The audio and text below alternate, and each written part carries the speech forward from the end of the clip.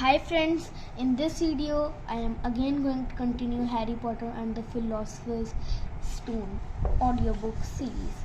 So I left from page number 136. Okay, I'm in 135.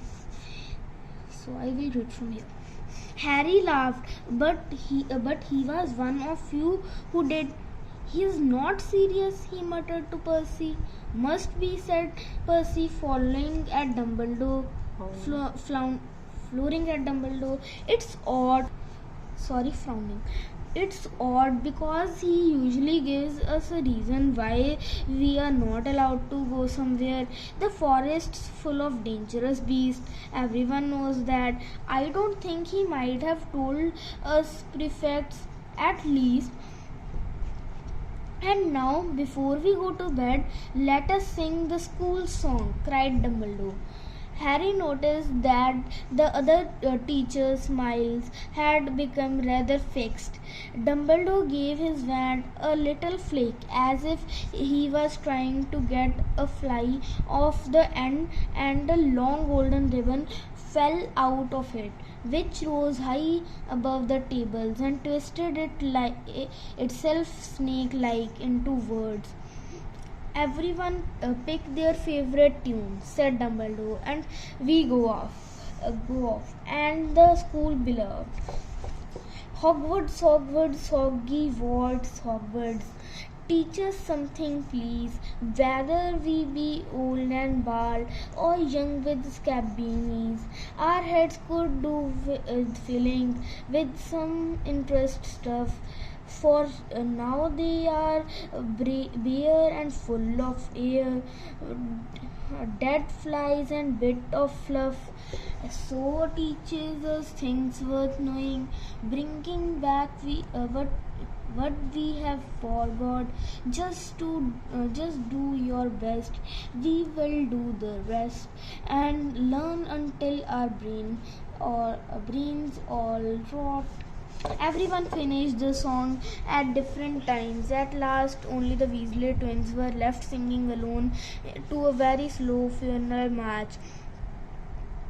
Dumbledore conducted their last few lines with his wand, and when they had finished, he was one of those who clapped loudest. "Ah, music," he said, wiping his eyes. "A magic beyond all we do here. And now bedtime. Off you trot." The Gryffindor first years followed through Percy through the chattering cords, out of the great hall and up the marble staircase. Harry's legs were led again, but only because he was so tired and full of food. He was too sleepy even to surprise that the people in portraits along the corridors whispered and pointed as they passed, or that twice Percy led them through doorways behind sliding panels and hanging tapestries. They climbed more staircases, yawning and dragging their feet, and Harry was just wondering how much further they had to go when they came to a sudden halt. A bundle of walking sticks was floating in midair ahead of them. As Percy took a step towards them, they started throwing themselves at him. "Peace," Percy whispered to the first years, a poltergeist. He raised his voice. "Peace, show yourself." A loud rudder sound like air being let out of a balloon answered. "Do you want me to go to Bloody Baron?" There was a pop, and a little man with wicked dark eyes and a wide mouth appeared, floating across, legged in air, clutching the walking sticks. "Ooh," he said with an evil cackle. "Ecclesfiastes, what a fun!" He swooped suddenly at them. They all ducked. Go away, Peeves, or Baron will hear about this. I mean it, barked Percy. Peeves stuck out his tongue and vanished, dropping the walking sticks on Neville's head. And they heard him zooming away, rattling coats of armor as he passed away. You want to watch out for Peeves, said Percy as they set off again. The bloody Baron's only one who can control him. He won't even listen to us prefects. Here we are. At very end of the corridor hung a portrait of very fat woman in pink silk dress. Password, she said. Capoddarkins, said Percy. The portrait swung forward to reveal a round hole in the wall. They all scampered through it. Neville needed a leg up and found themselves in the armchairs. Percy directed the girls through one door to their dormitory and boys through another. At the top of a spiral staircase, they were obviously in one of the towers. They found their beds at last. Four poster hung deep with deep red velvet curtains. Their trunks had already been brought up. Too tired to talk much, they pulled on their pajamas and fell into bed. Great food, isn't it? Ron muttered to Harry. Harry, though the hangings. Get off, Scabbers! He chewing my sheets. Sorry. Harry was going to ask Ron if he had any of trestle tart, but he fell asleep almost at once.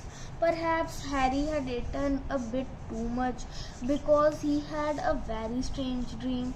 He was wearing Professor Quirrell's turban, which kept talking to him, telling he must transfer to Slytherin at once because it was his destiny. Harry told the turban he didn't want to be in Slytherin. It got heavier and heavier. He tried to pull it off, but it tightened painfully, and there was Malfoy laughing at him as he struggled with it. Then Malfoy turned into a hook-nosed teacher, Snape, whose laugh became high and cold. There was a burst of green light, and Harry woke up. Sweating and shaking, he rolled over and fell asleep again. And when he woke next day, he didn't remember the dream at all. There, look. Uh, Chapter 8: The Potions Master. There, look. Where? Next to a tall kid with red hairs, wearing the glasses. Did you see his face? Did you see his scars? Whispers followed Harry from the moment he left his dormitory next day. People peeking outside classrooms stood on tiptoe to get a look at him or doubled back to pass him in corridors, staring. Harry whispered they won't because Harry wished they won't because he was trying to concentrate on finding his way to classes. There were 142 staircases at Hogwarts, wide sweeping ones, narrow, rickety ones, some that led somewhere different on a Friday, some with a vanishing step halfway, and you had to remember to jump.